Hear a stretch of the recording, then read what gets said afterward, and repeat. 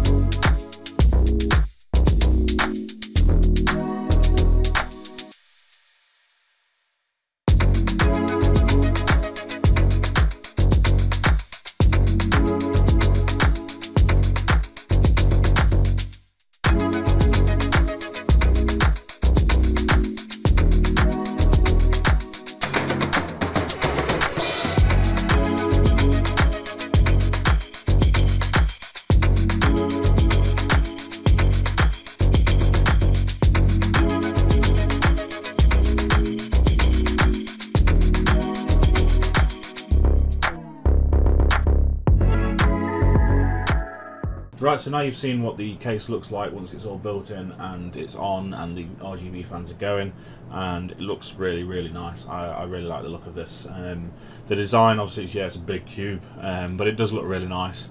The fact that it's got 4 fans in the front makes it stand out a little bit from most cases. Most cases obviously have them all in a row, or you know, get 3 or whatever in the front, or 2.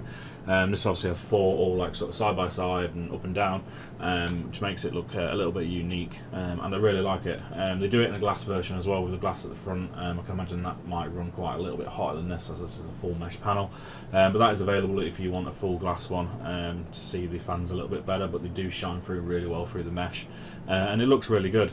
One thing I'll say is I did originally think that Anidees had sent me another couple of packs of 120mm fans. Turns out they sent me 140 when I came to build it, so I've not put them in there. I wanted to completely kit it out with their fans, so it was just their fans in it, and it was obviously a lot more RGB going off inside. However, because I've got 140s that they sent, and I've only got 240 AIO, I didn't really want to mix and match and make it look a bit weird, so basically I've stuck some black fans, Silent Wings 4s, on the bottom and on the top, so it doesn't look as lit up as it should do, but it still looks nice.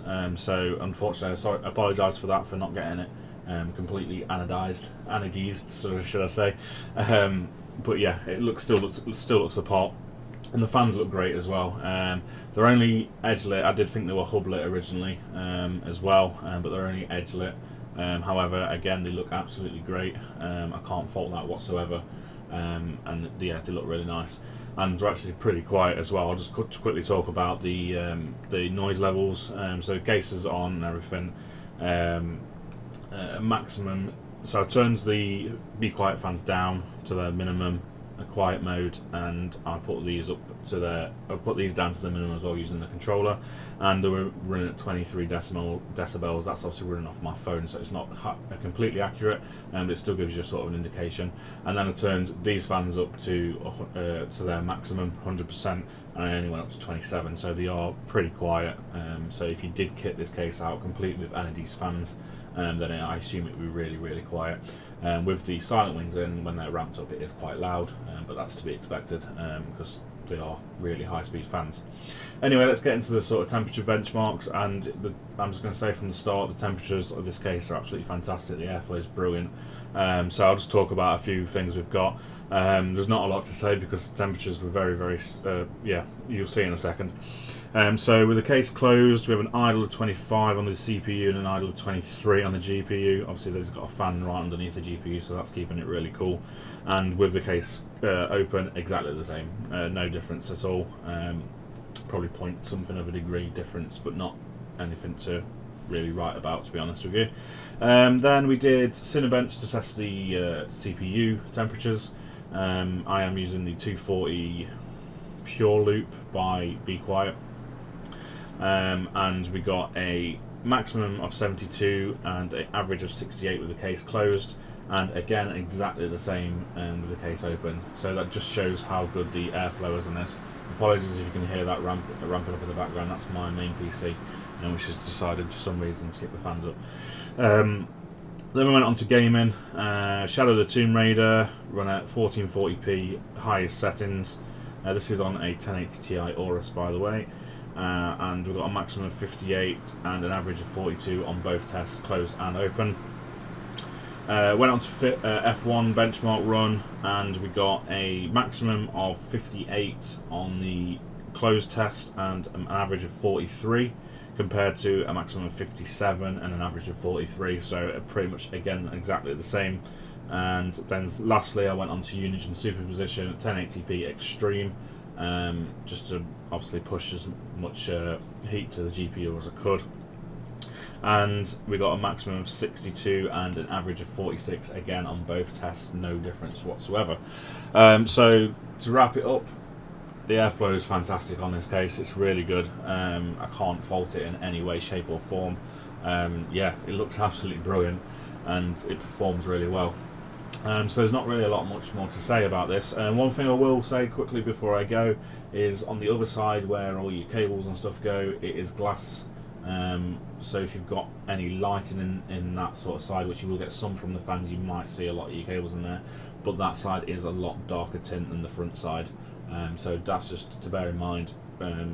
Maybe they could have offered an option with a completely metal side panel, so you can't see anything on that side, because you're probably not going to see it anyway. So being glass is a bit of an odd one, but anyways, it looks really good and performs well. So if you were looking at this case and deciding whether you wanted it or not, just go ahead and buy it if it was one of the top ones that you're thinking of. If you're looking for a new sort of case and you're not sure what to get, this one's definitely up there for me. Performs really well. The build quality is pretty good. Obviously it's not going to be as high as some of your really expensive cases, but this isn't an expensive case. Again, links in the description below for you to see the sort of more features and how much these cost. And that's it, guys. Thank you for watching this video. If you liked it, please give this a like. If you didn't, give it a dislike. Let me know why in the comment section. Give me any comments you have in the comment section. I'm always happy to hear them. And don't forget to subscribe if you haven't already. Thank you for watching, and I'll see you in the next video. Goodbye.